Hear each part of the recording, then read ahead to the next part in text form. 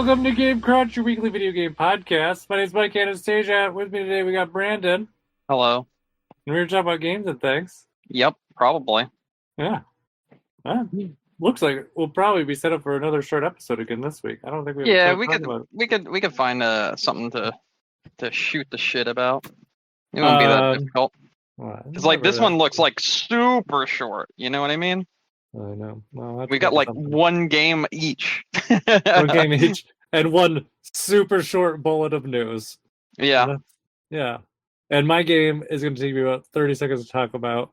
Your Yeah. game will probably be longer. Maybe like 10, 15 minutes. Shouldn't be that much longer. Do you think you got any idea of a topic? You think you got one?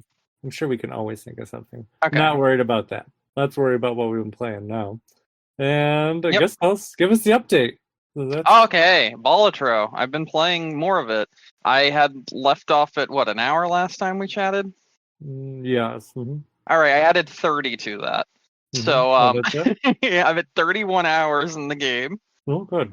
I've won 3 runs, and I kind of have the general idea of how this game works now, which is very interesting. All right, so basically, more or less, you kind of have to throw out everything you know about poker, just in general, to play this game. Because even though the main bulk of the game is built off the idea of playing poker, the Joker cards, as well as the other kind of cards that you can get from booster packs, really changes up the game so much each run that you have to play it as a different game every single time. So I found that the easiest way to build your game to begin with is to play it like normal for the first 2, and then try to build around 3 of a kind or 2 pair. If you build around 3 of a kind by leveling up the amount of points you get for getting 3 of a kind, the probability of getting 3 of a kind when you've got 2 cards already is much higher than getting a straight or a flush or even a full house. So if you build around that, then it makes it a lot easier. A lot of the boss fights, though, do end up making this way of playing very difficult, because there's some boss fights that make it so you can only play one type of hand. Or after you played one type of hand, you can't play that same type of hand again. So you either have to destroy them in one play, or you have to have other types that are built up as well. So I normally build it around a pair, a full house, 3 of a kind, and 2 pair. That is like the easiest way I've found to essentially win the game. Otherwise, if you start building for like straights and other such things, it can be very difficult unless you get one of the Joker cards that make it so you can make straights with 4 cards, which that Joker card is sick. And there's another Joker card you can use the combo with it that makes it so clubs and spades, they count as the same. So you can make a flush with clubs and spades, and so do diamonds and hearts. So you can make a flush with diamonds and hearts. But again, it's a roguelike. It's random, so it's really going to be the luck of the draw whenever you play each round. I fucking love this game. It is so incredibly good. I highly recommend it, and definitely recommend I think it's like $14, and for $14 I've had so much time with it already, and I'm gonna have so much more because I haven't even unlocked like the challenge mode or any of that stuff yet, because you need to beat the game 5 times to unlock challenge mode, and I've only beaten it 3 so far. Oh, no, you're pretty close then. Yeah, but you could be pretty close to winning a run and then have the entire fucking thing fall apart. It has happened to me many, many, many times. I spent 4 hours after winning one run last night trying to win another, and I did not get it at all. And that was multiple more runs, probably like 40 more runs after the first one that I won, and I just could not get it. There's plenty of times where you just don't get the card you need, and you don't have the cards that you need to upgrade like your straights and your flushes and this, that, and the other. Which I guess I should probably explain that a little bit more now that I understand how it works. Okay. So after you play like one round normally, the next round you'll be introduced to a shop. In the shop, you'll be able to spend your winnings from that round on jokers that change the rules of the game. You'll also be able to buy Arcana cards, Arcana cards will make it so that you can do things like destroy one of your normal cards, but give you like 3 of another card that has like special properties, such as like this card will play itself twice when you play it once, which would then give you double the points that you would get for that card. It's little things like that. But there's also these other things called planet cards. When you buy booster packs, you have a bunch of different planet cards you get to pick. If you pay like, I think, $4, all of this is in-game money. Again, I need to stress that. There's no paid element to this aside from just buying the main game. When you pay the 4 in-game dollars, you can get a 1 in 3 booster pack, which then gives you 3 different planets. And the 3 different planets that you can get all signify something. So like, for instance, I believe it's Venus represents 3 of a kind and Uranus represents 2 pair. I remember those 2. Earth represents a full house and I think Saturn represents a straight. So you can, each one of these planets represents something else and it levels up your level of that card type. So if you play a straight, then you're going to have it times 2. And also an extra like 30 or 40 chips for each card that you play on top of the times 2 that you now have, and so on and so forth. So you want to build it around a certain combination of cards, because there are some bosses that you fight where they'll do things like permanently downrank your whatever card hand you play. So like you play 4 of a kind, you play 4 of a kind, you have it at level 4 or 5 or 6 or whatever, and now that downranks to like the next level below that, and you have to go back and hope you get the card that you need again from the planet booster packs in order to level it back up. And it can be really, really fun. I played some really stupid hands when I was playing and won last night. I did some really dumb shit. Yeah. Like I beat someone with a 2. And then that was it, just the number 2, because I played that and I played a card that had no rank whatsoever, but I also had a joker that made it so it plays every card that you put down. So I played a bunch of cards that didn't combo into anything, but did combo with my jokers. So I got the rank for high card using the 2, but then all the other cards just gave me points, basically, and I was able to beat them by just doing that. And my God, this game's just so fun, super addictive. Like I said, last week I had talked about it. I had played like an hour, and I was just dipping my toes into it. I'm 31 hours now into this game.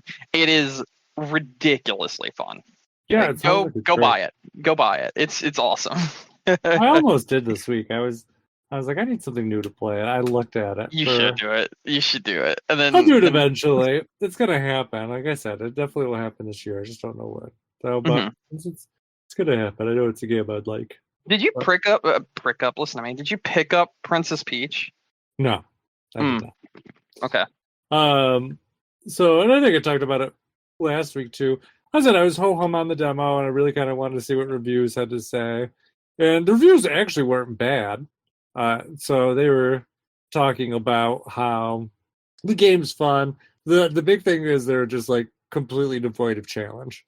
So there's 2 issues. Completely devoid of challenge, but then it's also got the big collectathon thing that's going on where each level has, I forget what they call them, but these kind of collectibles to go through. There's like 10 or something.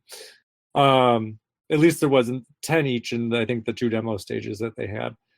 But the problem is to go back through, like if you miss them, you have to replay the entire stage. And there's no real checkpoint system. So it's pretty much, you miss it, you start back over at the beginning again. Yeah, that kind of sucks. Yeah.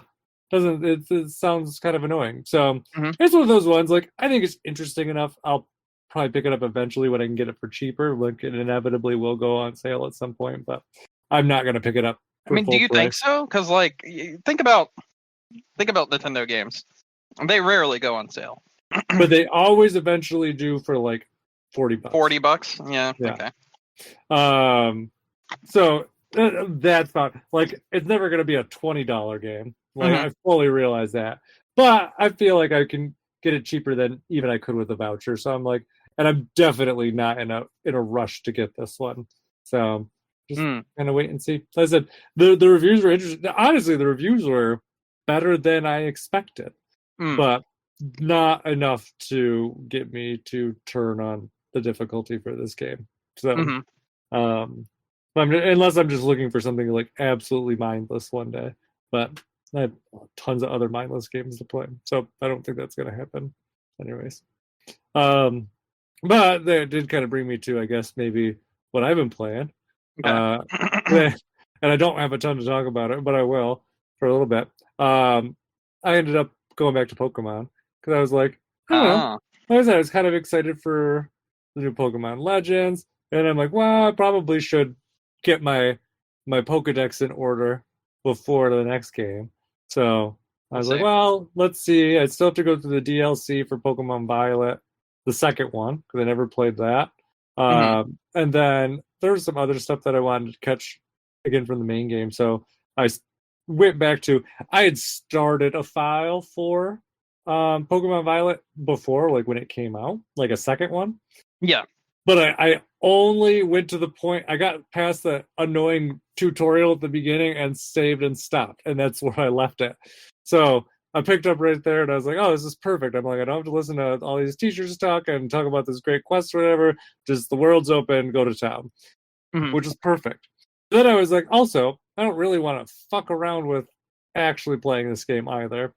I just kind of want to get through to the parts that I want. So I had oh, what, Sprigatito, I think that's the name, right? Something like that. The grass cat thing. This is who my starter Oh had yeah. for this one. Yep. I think Um, that's it. so I learned something clever when I was doing something similar with Pokemon Sword and Shield. That Okay. with Home, if you take like your starter Pokemon and then transfer it over to your other file and then level the fuck out of it and then send it back, the game doesn't get bent out of shape with you about its level. So, because they always have that kind of like artificial like holding thing where it's like, oh, unless you have X amount of badges, Pokemon over this level won't respond to you very well. Well, apparently that doesn't, at least as far as I've seen in both games now, seem to apply if it's your starter Pokemon that's over leveled. So I took Sprigatito and I was like, well, here's a couple XP candies. Oh, oops, you're level 78 now. So then I transferred it back. And then I'm just like, well, you know what? Now that I have such an overlevel Pokemon, I can actually go to these things in any order that I want to instead of kind of the order that the game kind of wants you to. So I just went through and then I just wiped all the those Titan quests that give you Hmm. like the better powers for your rideable Pokemon. So Okay. I'm like, oh yeah. I'm like, just wipe those out right away. And I'm like, now the map's completely open. So I can go and do any gym in any order that I want. So I'm just like going to random gyms now in no order and just destroying them. So Mm. yeah, I was just like that. But yeah, so I'm rushing through this game so I can get another one of the legendary from this one so I can have it for trading for later. So Okay. I'm doing that, and then I'm going to go through, and then because I'll want some of the other legendaries from this one as well, so I can have some of those for trading for later too, and then just go from there. But um, I don't know. I do feel like this game runs a little bit better than when I had played through it the first time. Not a lot, but it's a little bit better. It didn't seem as glitchy. Um, I did find a shiny Pokemon almost immediately, which I actually don't think I have seen one out in the wild for this game. So that was actually surprising. I was just kind of walking around and I'm like, wait, why is this bird yellow? And I'm like, all the rest of them are blue. And I was like, oh, nope, it's a shiny Pokemon. That's cool. Um, so there's that. So yeah, so that's what I'm doing with that. The other thing that I also did Pokemon wise this time, and this was actually something very new for me. I actually spent money in Pokemon Go. What the fuck? I know. Well, there's an event going on right now where they're like, hey, tickets for this mythical Pokemon. And it was one I wanted that I missed out on last time it was around. So I was like, Bruh. fuck it. I'm like, why not? We all knew this was the inevitable future where Pokemon's going to start charging you for mythical Pokemon, and it's here. It's real. So, yeah, there's that. But I was also like, too, I'm like, I've also played this game for hundreds upon hundreds of hours for the last, has this been out for 8 years now? Jeez. Uh, yeah. So I'm like, they can have a couple bucks. That's all I've given them for 8 years of enjoyment. So, yeah. I don't know. Any hatred thoughts? I mean, someone has to give them money, I guess. I guess that's true. That game makes obscene amounts of money, anyways. I know.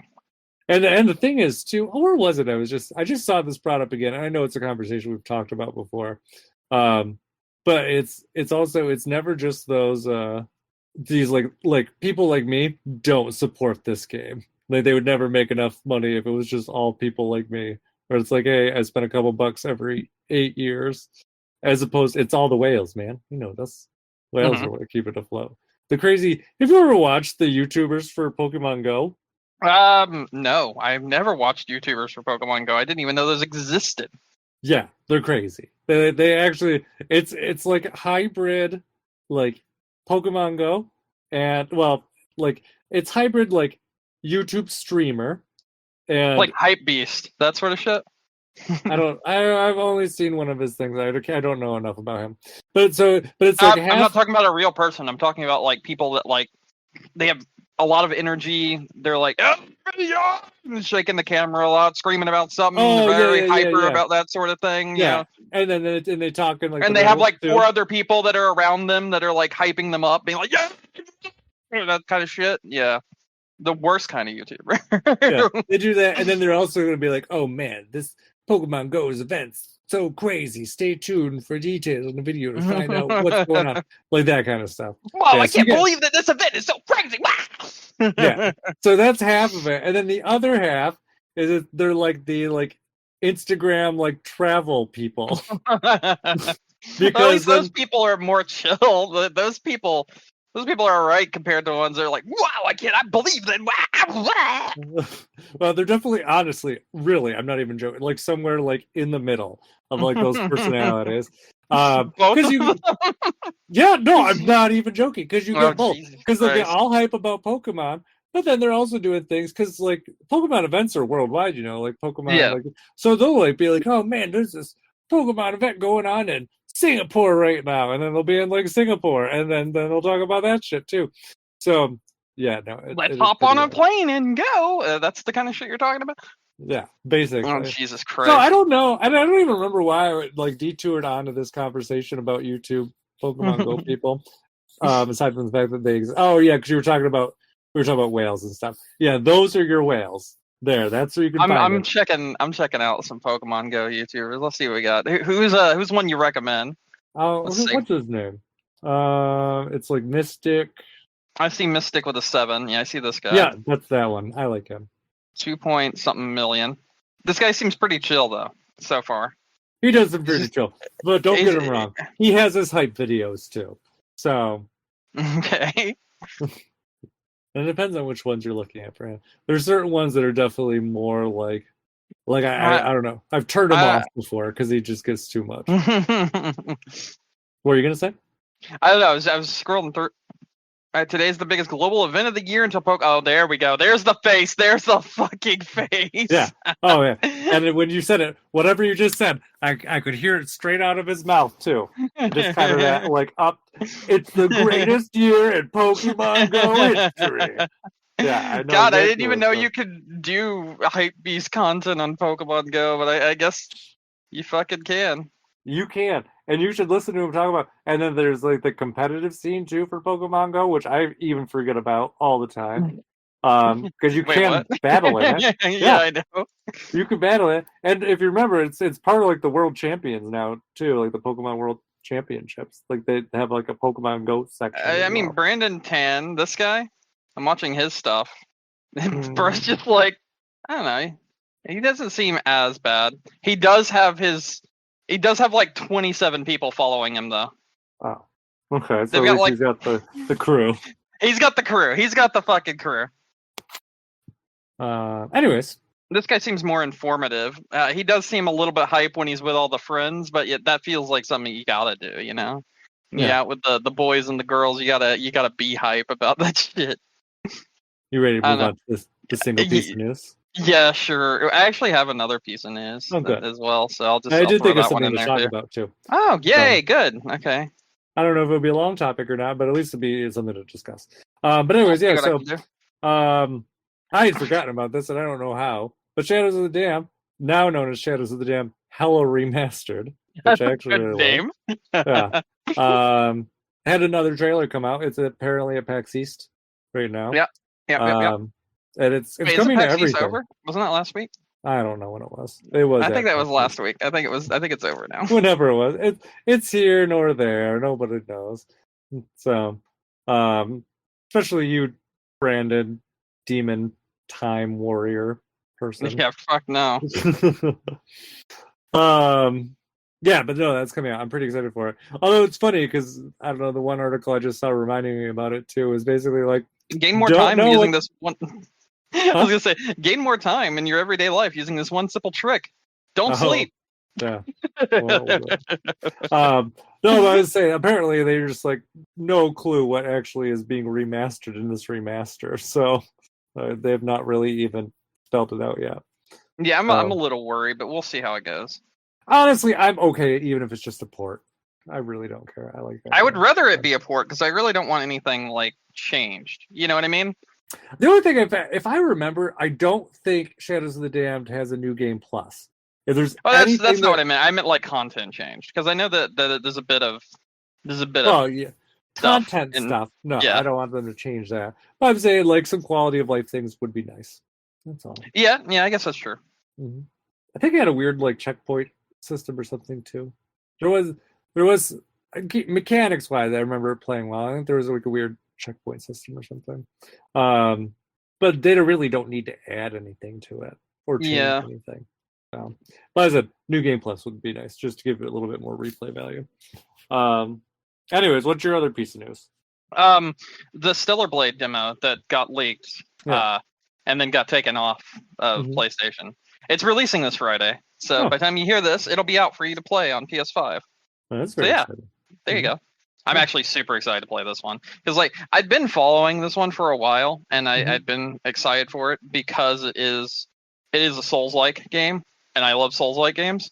But just seeing people that got to play the demo early being like, "What the fuck? This is a Souls-like game," made me even more happy that that it's coming out. So yeah. That's kind of funny. I didn't know this was a Souls-like game. I have no interest in it now whatsoever. And I'm like, well, if people are saying that, then I really want to play it. And then they'll probably try the demo and like it anyways. Who knows? No, these were people that played the demo when it leaked. They played the leaked demo and they were like, I have no interest in this anymore now that I know it's a Souls-like. And I'm just sitting here like, I already knew it was a Souls-like, but now that I know you don't like it, that means it's a good Souls-like. So that's probably true. Yeah. So I'm excited to play it, actually. Yeah. I'll share my thoughts on that next week because that comes out Friday. Yeah. All right. Ready to talk about the topic? Yeah. What is your topic? So I just remember we didn't talk about this after I sent you this. So who knows? Maybe you didn't actually watch it. Maybe I didn't. Did you watch that tech video from Ubisoft and their AI dialogue thing? I did not. Okay. Wow. So I guess I have to find that now. Yeah. Probably should at least watch a couple, kind of a good clip of it in the middle. The AI NPC thing? Is that what it is? Yeah. Oh, I found it. Yeah. Interesting. Okay. I've got the gist of it. And apparently NVIDIA then did it like 8 days later better.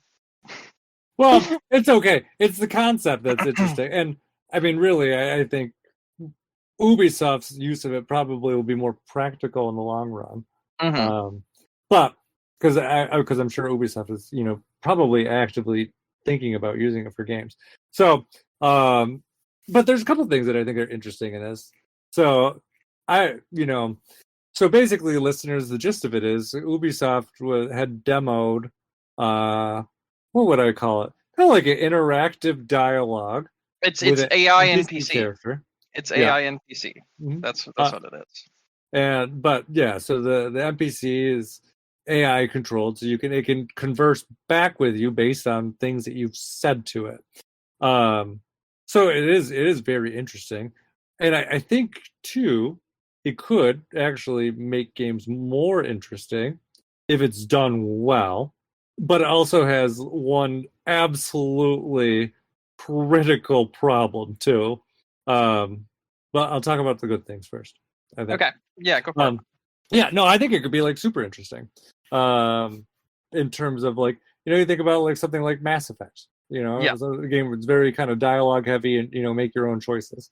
Allows you to actually like say what you want to say, and the game can decide whether to take that as a positive or a negative.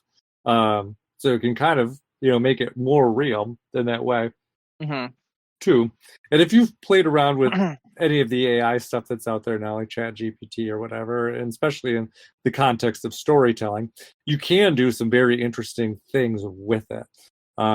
Especially if you give it kind of like a backstory, be like, hey, these are the things. And the AI is pretty good at, kind of directing you where it wants to go.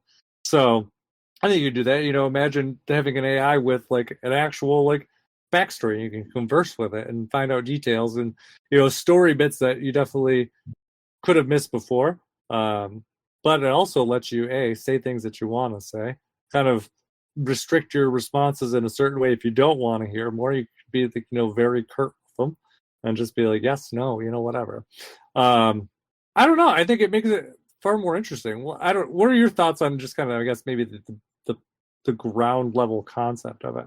So I do think it has potential, but from what I'm seeing with this Ubisoft thing, I don't like the idea of the way they are implementing it or want to implement it. It feels all right. So here's the thing. You look at like NPCs in current modern games, and they Mhm. already feel fake. They feel Yeah. very fake. Mhm. Looking at someone doing this in its current state feels faker than the fake NPCs we already have. It it feels very, very manufactured and unnatural to the point where I would rather this never happen in a Well, game because so it feels like it is the most corporate designed thing ever. I need to see it done better and in a better state before I'm like, okay, I understand what you're going for here. Because what Ubisoft is showing here is like the equivalent of being like, um, the guy's sitting here at the table and I'm watching, and he's like talking with the NPC, and he's like, "What do we do?" Okay, I'm on board, and the NPC is like, "We need you to take down the corporation. They are awful people, and we need your hacker expertise in order to do it." And it sounds like a fucking Saturday Night Live skit that's really bad. The way well, this NPC is no, talking, I understand. and it's I get that, but like I said, let's not talk about the shortcomings yet. Like I definitely don't think that. I mean, I agree with you 100%. Like I don't think those are definitely issues. But I'm just saying, like at the core, like if you had like a good functioning one, is that something that you think would be like valuable to you? That's really kind of where I'm trying to take this so conversation to start with. that's a good question. I do think that it can make NPCs that are background NPCs feel more realistic, but I don't think I would want it done for like foreground main characters. I don't think I would ever want to see that for like a main character, like NPC. You understand what I'm talking about? But like if you were to take something like use it for the dialogue or the communication between, let's take for example, going back to Ubisoft, the tons and tons of fucking people you could see on the streets in something like Watch Dogs, for Yeah. instance. Hmm. I do think it could be done in a way that could be interesting, because then you'd have the ability to interact with each one of these NPCs, but it just needs to not be as robotic as what this is right now.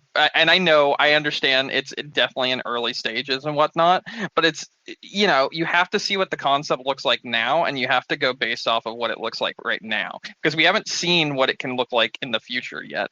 And what it looks like right now, currently, I don't like the idea of it because it feels even more fake than what we currently have. And No, I get that. I've actually been noticing that a lot for many things, such as oh damn, I guess I'm going to go off on a little bit of a tangent for a second, if that's okay. Um, Upresing, upscaling, these technologies we have like FSR and DLSS and this, that, and the other. I fully bought into them. I bought into them because it's new tech. It's something that's interesting. It's something that's different. It gives me more frames. Yay, awesome. But then, I've been looking recently at native things without this DLSS, without this sort of thing, without this upscaling technology. And my initial thoughts are like, we can make the games look better lighting wise and shadow wise and make them look more realistic, but by it being made to look so realistic, it almost feels like it's manufactured, and you could see the like cracks and the seams fall apart because of the upscalers also, which definitely does cause some inconsistencies with things. So the trade-off of this more realistic thing that you are putting out there, such as path tracing, ray tracing, what have you, is it makes the game feel more manufactured and less realistic in a way. It doesn't feel natural. Not realistic. I'm going to say it doesn't feel natural for a video game, more so than it doesn't feel realistic. It still feels realistic, but all these upscalers and all this tech and all this other stuff on top of it makes the game itself feel less natural than what you could already play right now. And I kind of get that same feeling with the AI thing that you just showed me, where it's like, although we could make something that's a lot more realistic and a lot cooler, it would make the game itself feel less natural in a way. I feel like that's something that would happen. It's kind of like a monkey's paw. Like, yes, we get more realism, but we get it to the point where the game doesn't feel natural with this kind of realism. And maybe at some point in the future we'll get to the point where it's like, oh, this just comes natural. This just feels like the correct thing in a game. But looking at this sort of stuff, it just doesn't. Yeah, well, it's good to remember with the Ubisoft demo too. I mean, it's theirs is definitely more of a proof of concept kind of thing. But I would say, and especially too, with that kind of thing, a lot of it, I would say too, also doesn't help. Whatever voice they're using for the AI, the Microsoft CMS motherfucker right here. Yeah, it definitely is not like any sort of. My guess is they probably just took some free thing or sampled someone's voice, just locally, but didn't actually like. They just wanted something just for the proof of concept, not so much to actually like show off like how dramatic it could be. I mean, it just sounds like an AI voice. That's the thing. It sounds like an AI voice because there are things where you like look at it and you're like, oh, that's an AI voice, and that's what this feels like. But there's definitely AI voices that sound better too. So and that's really kind of the thing too. And I would even say too, with like the dialogue there, if you've played around with AI, you know that AI, in terms of like storytelling things, needs a lot of direction. You can't just leave it with like, you can't just be like, oh, I am the hacker or whatever, and just let it respond to whatever. I am the hacker. The AI is just like, oh, hello, Mr. Hacker. How are you doing today, hacker come man? up with like lots of just random ass things. Yeah, you never know. So I mean, it really needs to be super tightly controlled. I guess too. The second, I didn't watch it either. Just because I'm just telling you because I just thought of it. The second demo that they show in that video that I linked is supposed to be much better, actually. Okay. Much more focused on whatever particular event was going on. The first one was just a very loose kind of like thing. But no, I agree. And you wouldn't want the interactive dialogue for everything. I mean, I could see them, you were like, oh, just NPCs. I could see them rolling it out to main characters too, if the voice could be done well with it. But obviously in like cutscenes and stuff, you'd want more direction. Like that would still be, very micromanaged, well planned out kind of stuff. Yeah. Like, I don't think you'd have as much of a role for it there. But just kind of in the generic, just kind of like, background chatter stuff. That definitely is pretty fun. But then you gotta think about this, right? You think you're talking about the generic background chatter. How weird would it be? Because AI pulls from things. That's what AI does. It pulls from things and then basically recites back what it already knows, essentially, and what other people already know. And it's the kind of thing that you're gonna hear a lot repeated. And I don't like the idea of having AI pull from something and having like one character that's AI in one game say something that's a background character, and then you play another game that's in a different universe, and you hear that same thing repeated again because it's a pattern that the AI picks up on. So you hear an AI character say the exact same sentence again that you heard from a separate game in a different universe in a different game. And I do think that that could be a potential problem that would happen if they were to rely on AI for background characters. And I do think that that would get very, very like uncanny and very like it wouldn't feel right. In my experience with AI, you can get repetition in the same story. Mm-hmm. I don't see it going story to story, in my experience at least. And Okay. I've spent like tons and tons, like hundreds of hours with it. But the other thing is too, like I was saying, AI can be like very tightly controlled. Uh-huh. So if they know that these issues are happening, it's much easier than you think to prevent it. Mm-hmm. So it's really, you just give it very specific directions. You can tell it not to do something if you want to. You could even, assuming that and this is a big assume, but I would assume so. Ubisoft or whoever, whichever imaginary publisher is doing this, will Mm-hmm. probably very tightly control what it's trained off of. So they'll make sure that it only has X vocabulary at its discretion.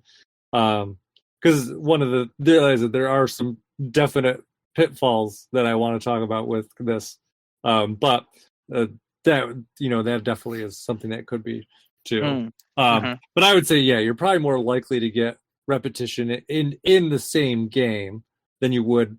Let me rephrase this though. You'll probably have repetition in the game if it's using kind of the same general rules as AI. Like I said, it can be tightly controlled. They just have to make sure that they actually, work bugs and stuff. But I would say you would be prone to repetition in other games too, just not probably with the same phrase. If that makes sense. Yeah, it does. It does in a way. Because AI does seem to be prone to repetition, but it seems to be related to things that have already been happening in its like memory, in its current story, not so much like, if I do two separate ChatGPT stories, even if they're similar settings, it doesn't seem likely that it's going to take the same phrases. At least that's my experience. Or even with similar kind of those like learning kind of machines. Okay. They tend to be prone to repetition in general, but not like the same phrases over and over again. Okay, so I'll talk about my shortcomings that I know already. Okay. Yeah, one of them's huge, and one of them's going to be a thing. And what was the other one I was just thinking about too? We were just talking about it. What phrases? I don't remember what it was. Maybe it'll come back to me. I'll just talk about the big one because it's super obvious. So let's say that someone like Ubisoft, the next Assassin's Creed game, they decide to implement this AI thing. All right, dialogue. All the AI is dialogue. So what happens when Ubisoft stops supporting this game in like a year? Yeah. Unless they get this technology running on the actual system hardware, Ubisoft of all people is not going to be like, oh, let me keep my AI servers running for this game for an indefinite amount of time. It basically turns the game into like nothing. I don't know what it would do. Unless they just had to do like generic phrases and just be like, oh, this feature's disabled now that, it's past a year or whatever. I don't know. Like it would be critical to. And also too, I guess in that sense, if you have people who are in slower or disconnected internet areas, what are they going to do? I don't know. That's a good point. So I think it's one of those things. It's probably, maybe even to your point, like this technology is cool and it definitely it's going to get implemented at some point. Like that's definitely going to happen. But it's probably like very far away. I think before it can be done well, maybe. I think we'll get a game that will bite the bullet and do it too soon. Probably something like Ubisoft, but because they'll be like, oh look we could save ourselves so much money on dialogue by not doing this. Like, yeah. Oh, we can have AI voice actors. We don't have to hire them to do all these NPC things. Yeah, I don't like that part. That part is awful. Yeah. I feel like that could very quickly ruin an industry, having something like that. Voice actors are a very important thing, and I don't like the idea because you give companies like a little bit, you give them a little, and they'll just take a fucking football field's worth, and eventually everyone will be replaced with AI. And it will all feel fake, and it'll all feel manufactured, and it'll all feel incredibly bad. But yeah, games are already manufactured. Games are already fake. Yes, we get that. I get that. So are movies. But it doesn't mean that I want fucking robots walking around in my films that I'm watching in the theaters. And it's the same for video games. I don't want fucking AI taking the place of everyone in my video games. You know what I'm saying? It's just, I don't want it. Yeah. There needs to be some kind of human element, and I do feel like a lot of gaming would lose a lot if a lot of it was replaced with AI. And here's my other big takeaway from this, and I guess probably the easiest way to like close this out. I think that if Ubisoft replaced most of its games with AI, we probably wouldn't notice.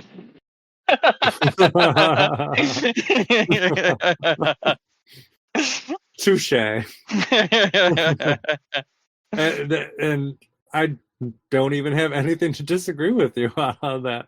That's the worst part. I can't even muster up a fight in Ubisoft's defense. Right? Ubisoft already makes the most manufactured, fake-feeling games out of everyone in the whole fucking industry. Yeah. So, like, yeah, just go ahead and go the extra mile. Fuck it. But don't let anyone else do it. Yeah, and honestly, in terms of like where they do like to jump out on new tech first. Like they definitely seem like a new tech company. So it wouldn't surprise me to see them get out there fast, do something, go up in a fiery ball of flames, and then pretend it never happened. Yeah, and I think Ubisoft might actually be the best one to adopt this first because it'll kill it off quicker. Probably. But I will say, I do think though, you have the right game. Like I think it could be a huge like game-changing addition to it.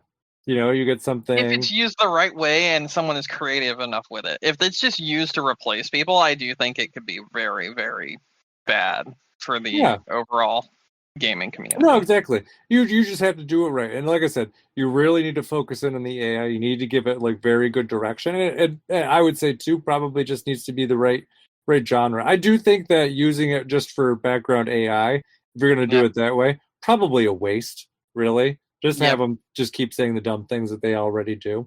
Like I said, there are some games where I think that it could, give you something like that. Like imagine something like a Phoenix Wright where you actually have to go through and like actually interview people and they have like the AI is trained with like their backstory. Like they know what you can get out of them on like an interview session. And, if they know that and they know that they need to say it, could be really interesting. Actually like working with this AI to try to get it to divulge, some fact for your case that you're working on. That could be a lot of fun. No, I said, it really kind of depends on, what you're doing. So, games where it wouldn't make sense. Like Metroid. Like, what are you going to do with that? Not much. I'm going to be honest, like anything made by Nintendo. Nintendo is one of the only companies that I feel if they were to use AI, like they would quickly destroy their entire brand. No, there's one game I actually think that they could do well with AI. Really. Okay, go on. I'm listening. Animal Crossing. Yep, you just give your villagers a little bit of personality, let them churn out their cute little animal phrases.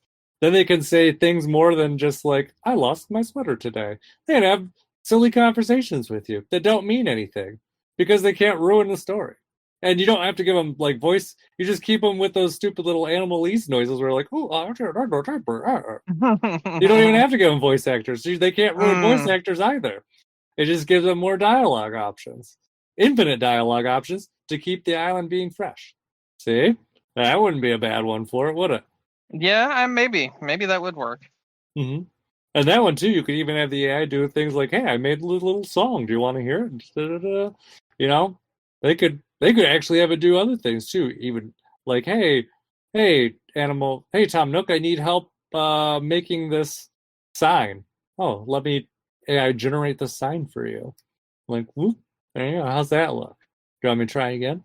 No, it's good. I'll buy it. So, that game, you could do a lot. And I think it could be like, and then if the AI system goes down or whatever, you just have it revert back to its, you know, backbone. I lost my sweater, like stuff. But yeah, that one would. Most anything else, no. Unless you wanted to do like dumb AI stuff for like Zelda, maybe. I don't think there's a single other Nintendo game that I think could like benefit from it, off the top of my head at least. I say that now. Tamagotchi Life, I guess if they wanted to bring that back, but that's still kind of the same camp as Animal Crossing, or just craziness. Yeah. And honestly, that game was so insane. I think the AI would actually come up with less crazy things than were actually in the game. So Yeah, probably. I'm mhm. be honest with you. You're probably right there. But yeah, so that would be my suggestion, Animal Crossing. I think that's the poster child for that game. Or for AI kind of interactions they're gonna do it. I think that would be the game that I think would benefit the most. Mm. Do you have any It game would that you think would benefit really well from it? yes, but it would be a very specific type of game. So here's my plan, right? Okay. You take those multiplayer games that are only like multiplayer games, right? hmm And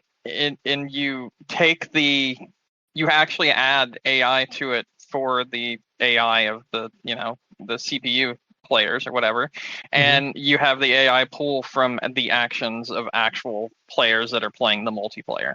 That would be my idea for using something AI based that I think would work. That way, people that don't have people that they can play with, or perhaps they don't have time to get a group together or whatever, can still enjoy the experience and can still play those kind of games using the AI in order to Okay. do so. Is the AI gonna scream like No, no, nasty no, things at no, you no, no, too? no, no, no, no. There's none of that. There's none of that. There's none of That that. would be It's kind of just like funny. that would be kind of funny. My main example is like, for instance, right now, Helldivers 2 is an excellent game, right? Yeah. And I don't want it to change. But if hmm there was another game that was like Helldivers 2, and like maybe someone doesn't have time to get a group together, or they're shy, or they don't really like want to play those kind of games with other people, that sort of thing, then using AI and pulling from the actual community and having that like pattern recognition applied to the AI would be a good way of allowing people that normally can't play games like those because of their own, like, I don't want to get together with a group, or I don't really like talking with people or whatever. They could still play those games that way. Essentially, it'd be like replacing what we used to have, where AI played in games with you, with actual AI playing in games with you now. Yeah. That was my takeaway from it. And then it'll be like, your mom's so fat. Yeah, Mhm. exactly. No, it wouldn't communicate with you. Maybe like inform you of things like ping spots or whatever, but like it wouldn't. Hello, It Brandon. would I have found a treasure for you. no, not there Please would be come to no this voice. location. There would be no voice. That's the thing. I think having it have a voice just makes my day. So, I don't like or that. at least the option to maybe turn it on as like an Easter egg feature. I did think of what my other. Speaking of though, I did think of what my other potential uh, trickiness for AI is too. Go on. And that's its propensity to have like to not hacked is not the right word, but get it to like work around its programming. Hmm. Because people have found that by using language tricks, Chat GPT, they can get it to kind of like override basically what it's already been thinking. Hmm. Um, so I'm sure that someone inevitably will get the AI in the game to do something obscene Mm. eventually. Be like, I don't know, have them say something like, "Oh, we really need a hacker on this team, and you look delicious" or something. I don't know, or it turns like strangely sexual or something. Because people will find a way to get it to override it, kind of like when they had the AI. pretend to get like nuclear launch codes and Mm. destroy the internet, and to have like self-awareness, or I'm trying to think what other ones that they have had to do. But yeah, just get it to like kind of override its own programming, which definitely, I mean, it's not like it'd be able to do anything. It would be kind of like a self-constrained system, but it would just be kind of one of those things that obviously is going to get talked about, where they're going to be like, oh, you know, uh, Mario teaches typing 3 told this kid to hurt himself. Like, what happened to Mario teaches typing 2? it sold so well that we already got the new AI improved version. All right, okay. Yeah. So, yeah, I don't know. But yeah, so that's the other thing I thought of with it too. With that, but it's interesting. It's an interesting topic. Be interesting to see how it gets implemented, because, like I said, it's inevitable. It's going to happen. It's just a matter of who bites the bullet first. Yeah. Who knows? Ubisoft may have already been doing it. We just never even It's realized. true. It's true. I know. The finals is AI. What's that? I don't even know what that is. So it's a new game that exists. I think it came out last year. The finals is a multiplayer first-person shooter that's like roguelike, not roguelike. Sorry, I keep saying roguelike for everything now because I've been playing so many roguelikes. That is, it's kind of like Call of Duty. It's a PvP game, kind of like Call of Duty, but all the art in it is, I believe, AI. Oh, that's cool. It's I wouldn't have guessed it, and I didn't know it, but now that I know it, it's hard not to notice it, if that makes any sense. Yeah. No, it's okay game. It's fine. But it's not much else. I don't know. I don't know. Maybe I'm just like oddly like bad, like oddly cynical about it. But like once I knew that the game had AI generated art and it wasn't like made by an actual person, I was just like, this kind of sucks. It actually kind of hindered my enjoyment of the game after I found that out, to the point where I don't even want to play it anymore. So I don't know. Like the gameplay itself is fine. It's actually got some really cool ideas, because like you can like break apart anything in the map. Anything can be destroyed. So like if you are fighting with someone and they're inside of a building, just fucking blow it up and get inside. You know, that sort of thing. But yeah, I don't know. And that like moment to moment gameplay is really fun. But knowing that there's all these cool cosmetics and shit that you get to see and everything, and it's not made by a real person, just kind of ruins it, in my opinion. Because it's a free to play game that it goes by its battle passes and its cosmetics, and knowing that someone didn't work on those and it's AI driven just kind of makes it feel cheap, in my opinion. That's just me. Yeah, that's fair. I mean, I could see too there being, you know, for like smaller team stuff, like I could see AI being like, oh, this is not a smaller team. No, I know. I was just thinking about, you know, something like, say, something like Undertale. You know, where Toby Fox needed something like, hey, I need a quick. Oh no! I think that's an awful idea. I think that is one of the worst ideas you could have for when it comes to using AI. I think smaller, more intimate teams really need to like do their own thing and make it their own. If you were a smaller independent team and you used AI to make your game, I no longer care about your game. Like quite literally, I no longer care about your game, because it doesn't feel like it's made with the passion that an indie game would be made with. It feels like you're trying to literally manufacture something just like the corporations are. If someone's going to use AI, it needs to be the big people like EA or Ubisoft or Microsoft or whatever. You want to use AI? Fine. But if indies start using AI, I'm not supporting them. It's simple as that. That's fine. I was just trying to say, like, I could see like a smaller team that's you know, missing maybe a more critical member, could use it as like a crutch to help get through some game development. But you know, whatever. That's fine. Any other thoughts on anything? No, I think I'm good. Okay. Ready to wrap up? Yep, we good. Oh. All right. Well then. Thank you, everyone, for listening to us tonight. Don't forget to find us on iTunes, Stitcher, Google, Amazon, YouTube, wherever you get your podcasts. Also, website game-crunch.com has all of our old episodes. And if you want to reach out to us, you can send us an email at gamecrunchcast@gmail.com. Brandon, Hello. any final thoughts? Nah, I'm good. Okay. And then for myself, my name is Mike Anastasia. You can find me online. I'm Clash Penguin there or on your favorite gaming console. And until next week, game on. Game on.